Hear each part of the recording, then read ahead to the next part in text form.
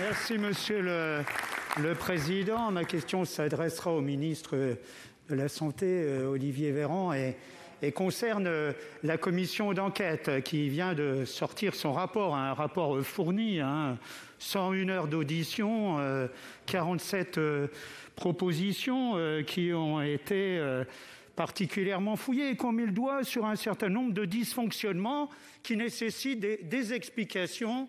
Monsieur le ministre, en toute transparence, c'est en tout cas ce que l'on attend de vous. Mais je vous poserai autrement deux questions par rapport à ce rapport. Qu'en avez-vous tiré, monsieur le ministre, et que comptez-vous en faire ? Pour vous répondre, la parole est au ministre des Solidarités et de la Santé. Monsieur Véran, vous avez la parole. Merci, monsieur le sénateur, ou plutôt monsieur le président. Je vous félicite puisque vous avez été désigné pour présider la MEX, cette importante mission d'évaluation et de contrôle sur les missions de la sécurité sociale. Et j'aurai plaisir à travailler avec vous, si vous le souhaitez, dans les mois et les années à venir. Monsieur le sénateur, effectivement, le Sénat a remis un rapport de commission d'enquête. L'Assemblée nationale l'avait fait également en son temps. Et c'est d'ailleurs tout à l'honneur de nos deux chambres parlementaires que de s'emparer des sujets qui préoccupent le plus, et c'est tout à fait normal, les Français, en indépendance, et de pouvoir mener un travail d'inspection. Je vais être franc avec vous, monsieur le sénateur, je n'ai pas lu la totalité des 480 pages. Je n'ai pas lu la totalité des 480 pages que comporte votre rapport, mais si je connais grosso modo le nombre de pages, c'est bien que je l'ai feuilleté et que j'en ai regardé la synthèse, ainsi que les bonnes feuilles que j'avais pu découvrir dans la presse la veille au soir, ainsi que les interventions radio des uns et des autres dans les jours qui ont suivi. Monsieur le sénateur, je retiens du travail indépendant des sénateurs qui a été réalisé, un travail d'audit interne qui est intéressant et qui apporte des éclairages sur un certain nombre de sujets en lien avec la gestion de crise sanitaire. Je laisse, vous comprendrez, de côté tous les éléments de nature purement politique qui émaillent ce rapport, et c'est pas une critique que de dire cela, c'est un rapport mené par des sénateurs et adopté par la majorité sénatoriale. Monsieur le sénateur, j'ai participé moi-même à ce rapport puisque je me suis présenté à votre convocation en audition, j'ai prêté serment, y ai livré des réponses et je n'ai pas vu à la lecture du rapport le moindre élément qui vienne contredire d'ailleurs les propos que j'avais pu tenir en réponse à vos interrogations fournies.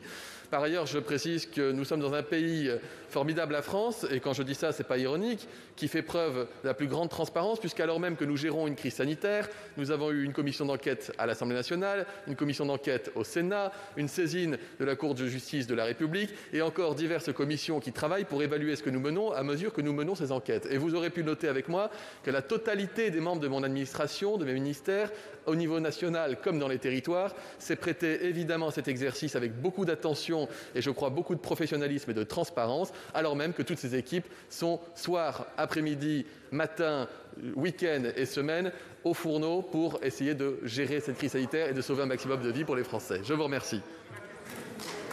Alors, monsieur le président de la MEX. Merci, monsieur le ministre, pour la précision de votre réponse et la sincérité. Vous ne l'avez pas lu. Voilà. Donc je vous invite effectivement à le lire parce que vous verrez qu'on a mis le doigt sur un certain nombre de dysfonctionnements. Il vous appartient d'en tirer les conséquences pour que ça ne se reproduise plus. On doit la vérité aux Français. C'était la mission de la commission d'enquête, de faire une analyse. Et puis nous avons fait un certain nombre de préconisations et je vous invite à vous y référer. La deuxième partie de ma question était de savoir qu'est-ce que vous comptez en faire. Alors là, je suis un peu plus inquiet, quoique, mais je pense que vous allez le mettre sur l'étagère. Alors, quand vous allez le mettre sur l'étagère, monsieur le ministre, après l'avoir lu, vous le mettrez à côté du précédent rapport de la commission d'enquête de 2009 sur H1N1.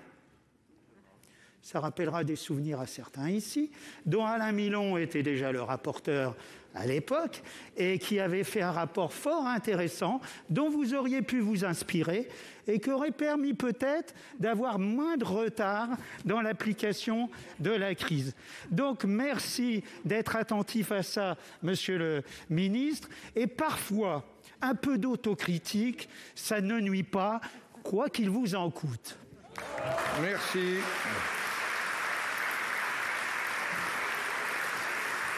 La parole est maintenant pour le groupe Les Républicains.